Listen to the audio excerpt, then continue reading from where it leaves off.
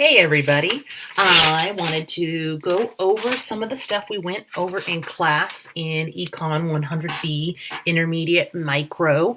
We didn't have a ton of time and we had some really cool models. We were looking at oligopolies and monopolistic competition and we ran out of time. And so in that chapter, right, we're talking about oligopoly, and the big deal with oligopoly is there are multiple possible equilibria depending on whether the companies compete, behave like a monopolist, act like a cartel or collude, or if they behave strategically.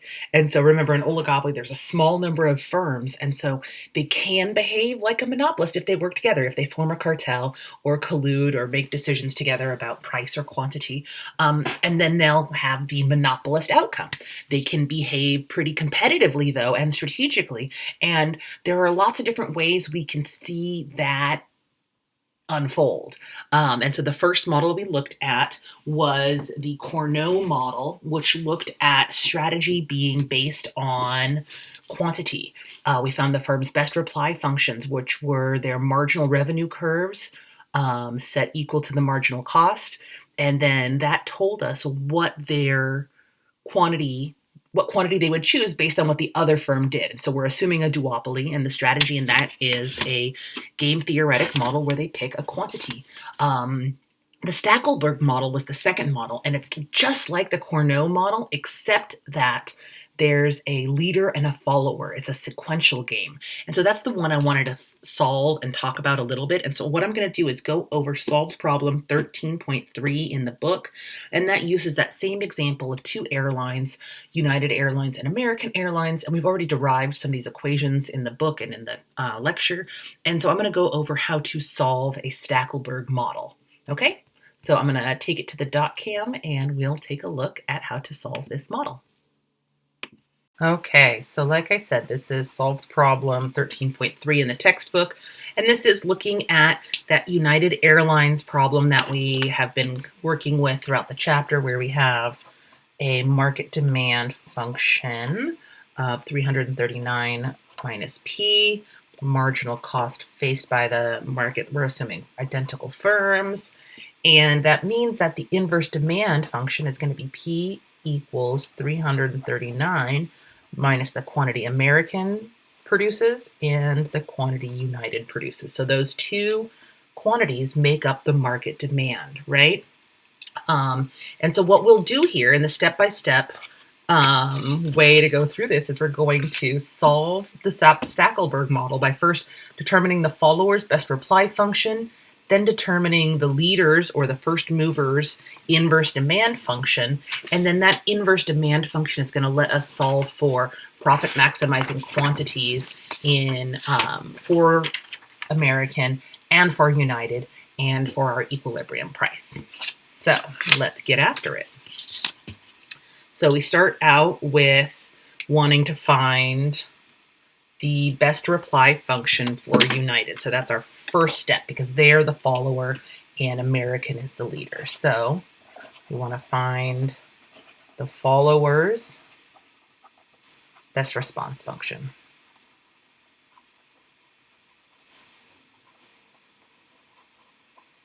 And remember from solving the Cournot model, we do that by finding the marginal revenue curve for United, which is going to be a function of this inverse demand function, right? It's going to be 339 minus QA minus 2 QU, and then setting that equal to marginal cost.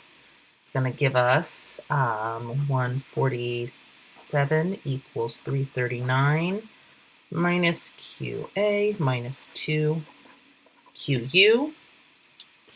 And then we can go ahead and solve for the quantity United produces given the quantity American produces. So that's going to be 2 QU equals 339 minus 1, 7 minus QA, which is, let me get my handy calculator out in here, 339 minus 147, 192 minus QA, which tells us that United's best reply function is 192 divided by 2, 96 minus 1/2 QA. So that's that best reply or best response function. Let's mark that.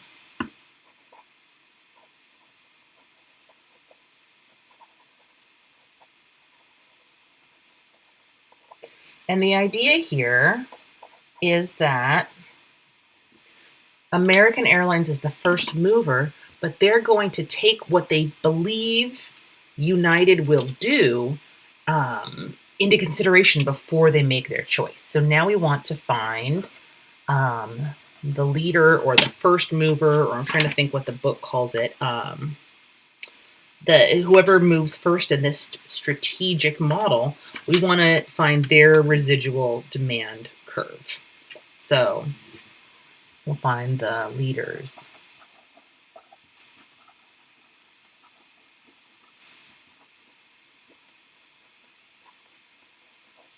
And to do that, we want to remember that the demand curve is, we can think of the inverse demand curve being like this, right? These two quantities. And so what we're really going to do is take that market demand and subtract out United's best reply function. So I want to use the, basically I'm solving for United's best response as a function of price, which is going to be equal to market demand minus the quantity that United provides. So QA as a function of P is equal to 339 minus P minus this best response, best reply function.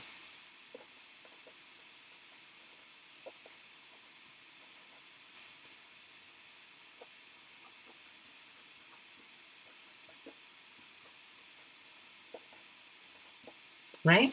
Starting to run out of space here. Give me a second. Okay, I think I can solve this before I run out of space, and then I'll just fold the paper. Or actually, I can do this. So now I want to go ahead and solve this out algebraically. So I get 339 minus 96 is 243 minus P plus 1/2 QA, which gives us an inverse demand function of not QA, sorry about that. P equals 243 minus 1/2 QA, which makes sense because that'll give us a downward sloping demand curve. And so that's going to be the residual demand that American faces as the first mover. And that's going to help us now. We can find their marginal revenue curve and their profit maximizing quantity. So that's step 3.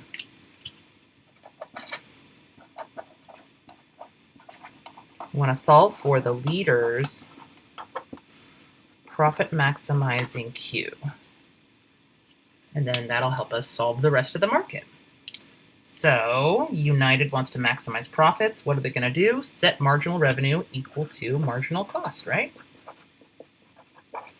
So we want to take that inverse demand function, or that residual, demand function, to the 243 minus 1/2 QA.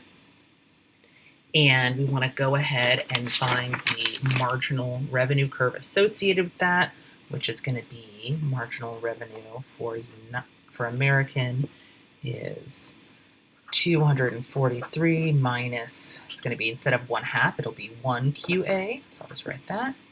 And then we set that equal to the marginal cost of 147. And get QA equals 243 minus 147, right? If I switch those around, if I put that there and that one, yeah, okay. And so 243 minus 147 gives us a quantity profit maximizing quantity for American Airlines of 96. Cool. So now we have the best reply or best response function for United. We have the residual demand for American and their profit maximizing quantity. Oops, there it is. So now I'm going to go ahead and keep going, right? Now we want to know what the rest of the market's going to look like. So we've already got the best response function and the quantity that United is going to be producing. So if United is going to, or sorry, if American is going to move first, they're going to supply 96 units to the market. We can use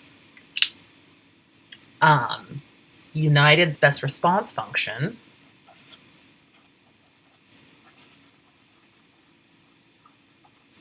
or best reply function. I'm sorry, I keep switching back and forth.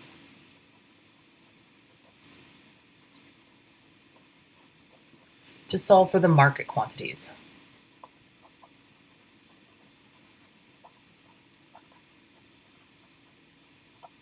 So we already had that best response function, right? It's over here. It's QU is equal to 96 minus 1/2 QA. So I'll stick that in there. QU equals 96 minus 1/2 QA. So if United is going to, or if American is going to produce 96 units, 1/2 of 96 is 48, and so United is going to produce 96 minus 48 equals 48. So I'll pop that up here. Now we have our two quantities. The market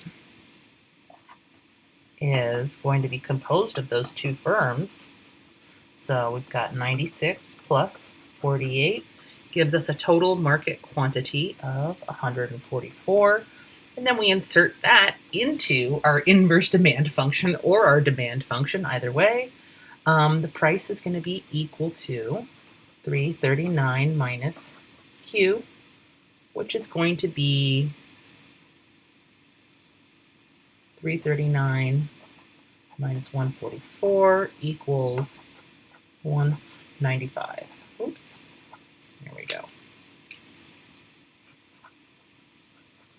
And that's the market price.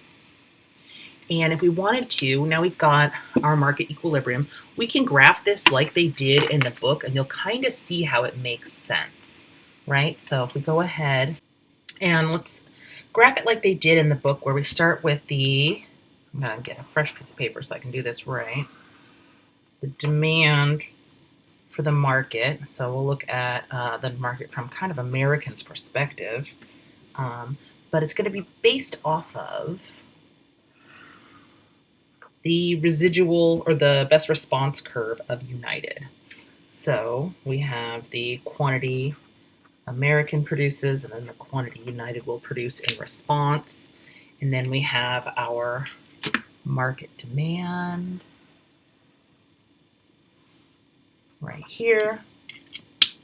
And that goes from 339 to 339. And that's based on that market demand curve, right? The inverse demand curve is the same. The marginal cost curve crosses about here, right? At $147. And where marginal cost is equal to demand, that would have been, right, our perfectly competitive outcome equilibrium. It's also the point at which no firm has an incentive to produce anymore, right? No firm's going to produce beyond marginal revenue equal to marginal cost. So at that point, that 192 flights, that's actually also the end point for United's best response function, which remember was the quantity United provides is 190 or is 96 minus 1/2 QA. And so the maximum that United will produce is if United does 0 flights, they will produce 96 flights, right? Let's go ahead and get this straight edge and get this nice and clean.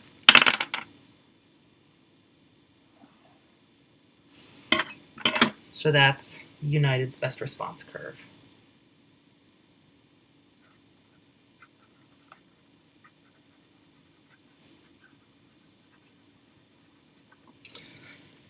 Now, American uses that best response curve to derive the residual demand curve. And it's going to go from this point here where the demand for the market is equal to the residual demand.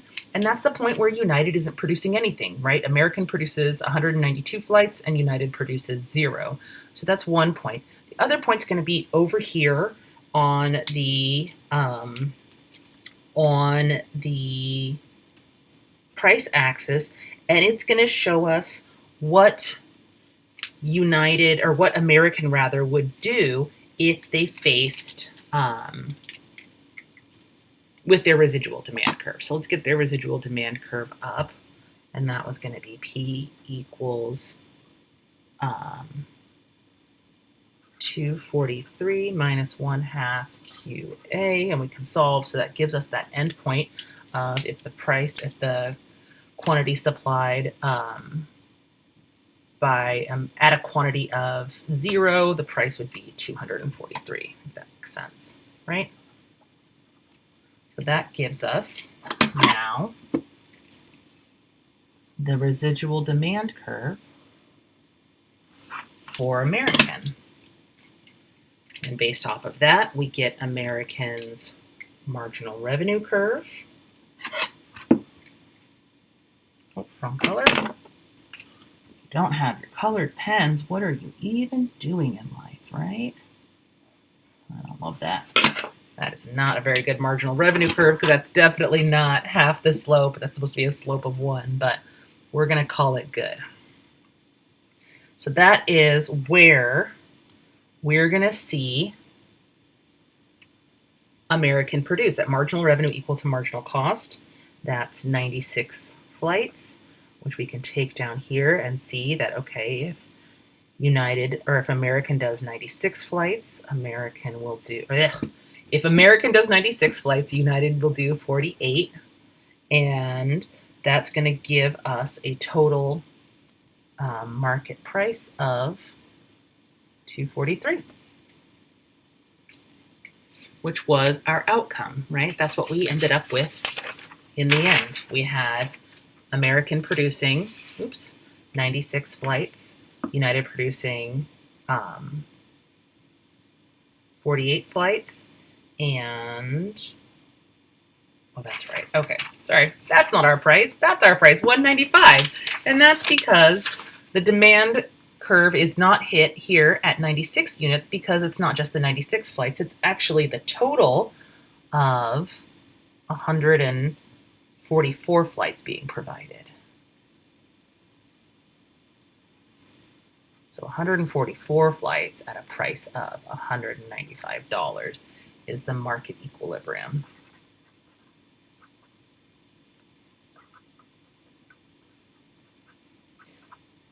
And we can compare this to the other equilibria with the cartel or the monopoly outcome or the perfectly competitive outcome or the Cournot outcome, and talk about the welfare costs associated with them, right?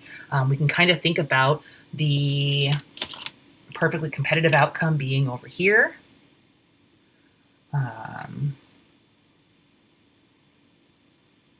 And the monopolist outcome being more like what American does when they are the first mover, right? They take up this massive quantity. They behave by a monopolist. They behave like a monopolist in a market where they move first, and then they leave whatever is the unmet demand for United to absorb.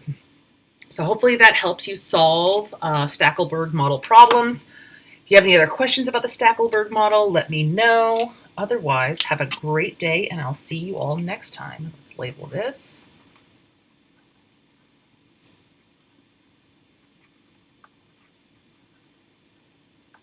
All right. Have a great day.